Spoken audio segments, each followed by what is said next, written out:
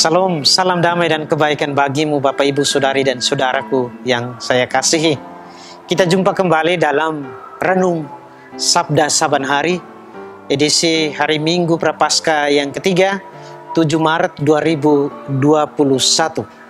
Bacaan-bacaan yang akan kita dengarkan di hari Minggu Prapaskah yang ketiga ini diambil dari kitab Keluaran bab 20 ayat 1 sampai dengan 17.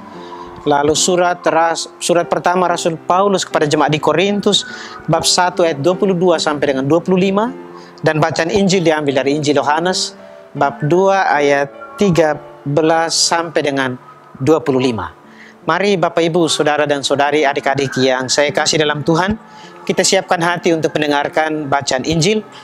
Diambil dari Injil Yohanes bab 2 ayat 13 sampai dengan 25. Ketika hari raya Paskah orang Yahudi sudah dekat, Yesus berangkat ke Yerusalem. Dalam bait suci didapatinya pedagang-pedagang lembu, kambing, domba, dan merpati, dan penukar-penukar uang duduk di situ. Maka Yesus membuat cambuk dari tali, lalu mengusir mereka semua dari bait suci dengan semua kambing, domba, dan lembu mereka. Uang para penukar dihamburkannya ke tanah, dan meja-meja mereka dibalikannya. Kepada pedagang-pedagang merpati ia berkata, "Ambillah semuanya ini dari sini. Jangan membuat rumah Bapakku menjadi tempat berjualan." Maka teringatlah murid-murid Yesus bahwa ada tertulis, "Cinta untuk rumahmu menghanguskan aku." Tetapi orang-orang Yahudi menantang Yesus, katanya, "Tanda apakah dapat engkau tunjukkan kepada kami bahwa engkau berhak bertindak demikian?" Jawab Yesus kepada mereka, "Rombaklah bait Allah ini, dan dalam 3 hari aku akan mendirikannya kembali." Lalu kata orang Yahudi kepadanya, 46 tahun orang mendirikan bait Allah ini, dan engkau dapat membangunnya dalam 3 hari. Tetapi yang dimaksudkan Yesus dengan bait Allah ialah tubuhnya sendiri. Sesudah Yesus bangkit dari antara orang mati, barulah teringat oleh murid-muridnya bahwa hal itu telah dikatakan Yesus. Maka percayalah mereka akan kitab suci dan akan perkataan yang telah diucapkan Yesus. Sementara Yesus tinggal di Yerusalem selama hari raya Paskah, banyak orang percaya dalam namanya karena mereka telah melihat tanda-tanda yang diadakannya. Tetapi Yesus sendiri tidak mempercayakan dirinya kepada mereka karena Yesus mengenal mereka semua. Dan tidak perlu seorang pun memberi kesaksian kepadanya tentang manusia, sebab ia tahu apa yang ada dalam hati manusia. Demikianlah Injil Tuhan. Terpujilah Kristus. Bapak, Ibu, Saudari dan Saudara, adik-adik yang saya kasihi dalam Tuhan kita Yesus Kristus, ketika saya membaca bacaan-bacaan suci di hari Minggu Prapaskah yang ketiga ini, saya menangkap satu pesan, bahwa kesombongan dan keserakahan manusia membutakan seluruh diri manusia itu, sehingga membuatnya salah bertindak, baik tempat maupun waktu. Dalam bacaan Injil misalnya, orang-orang Israel, orang-orang Yahudi tahu dengan baik apa fungsi bait suci itu, bait Allah itu. Fungsi atau tempat bait Allah itu jelas sebagai tempat di mana mereka harus berdoa, berjumpa dengan Yahweh, menyampaikan sembah bakti mereka kepada Tuhan, kepada Yahweh, dan mereka harus menghormati bait suci itu karena di sana tempat bersemayam Allah. Dalam kitab Keluaran, bacaan pertama jelas, ketika Musa menerima 10 perintah Allah itu diringkaskan dengan jelas bagaimana penghormatan dan penghargaan yang harus ada dalam diri manusia terhadap Yahweh itu.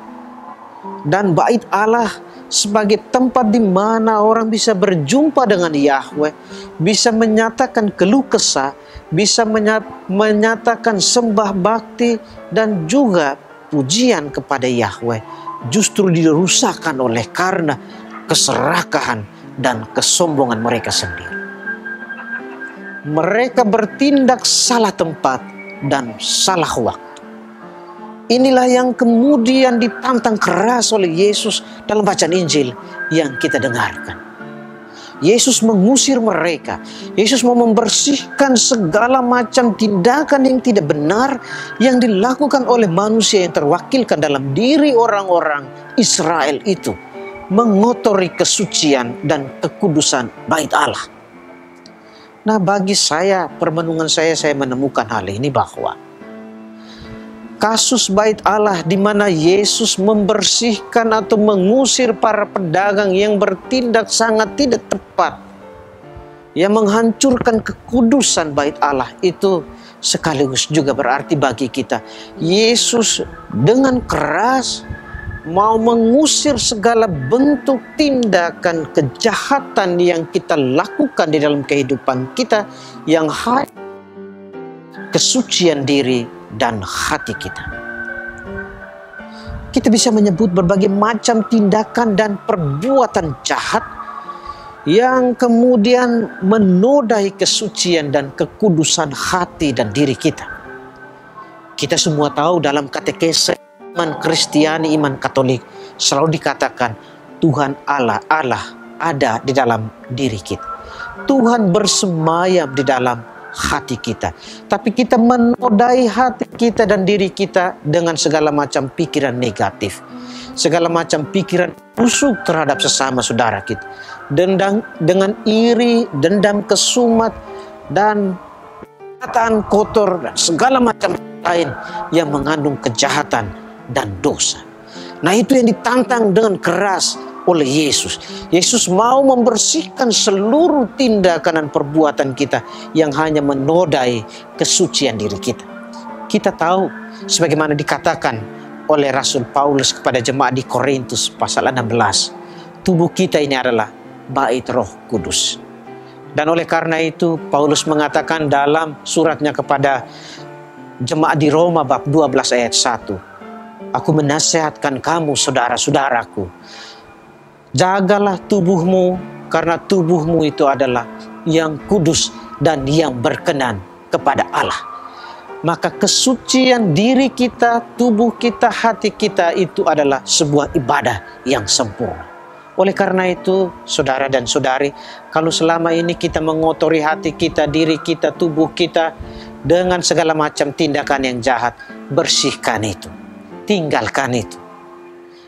Selain itu, saudara dan saudari yang terkasih, Yesus hari ini mengusir para pedagang yang mengotori tempat kudusnya.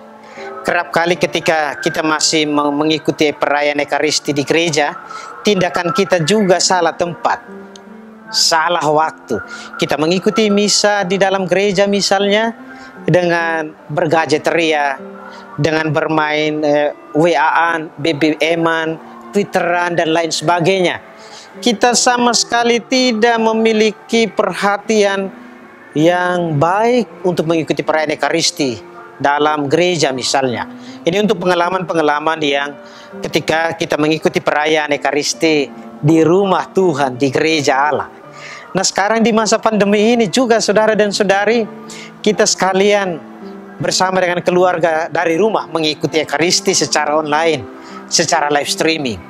Tetapi pertanyaan bagi kita adalah apakah kita kemudian menyediakan waktu dan diri kita dengan baik untuk bisa berjumpa dengan Tuhan melalui perayaan Ekaristi itu yang kita ikuti secara live streaming.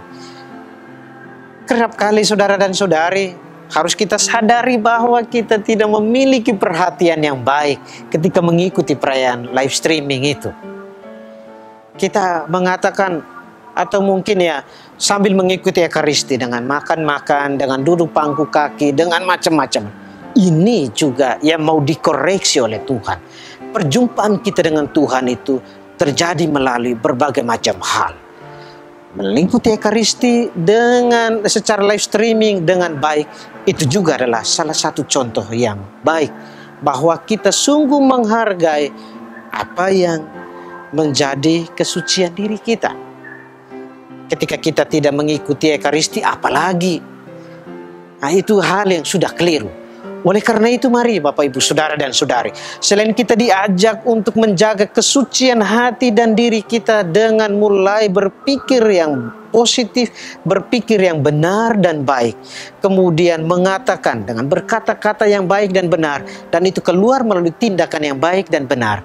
Mari jaga diri kita juga, misalnya ketika kita berdoa, ciptakan suasana doa yang baik. Ikuti doa perayaan Ekaristi entah offline atau online dengan baik juga. Tanda bahwa kita sungguh menghormati Allah yang hadir mendengarkan diri kita, mendengarkan setiap doa dan permohonan kita. Mari kita lakukan itu, saudara dan saudari, dalam mengisi masa tobat ini, saat yang paling baik untuk kita berbenah diri. Perbaiki semuanya, tinggalkan kedosaan, sucikan diri dengan perbuatan baik, sehingga Allah yang maha baik juga kemudian berkenan melimpahkan berkat kepadamu. Tuhan memberkati saudara dan saudariku.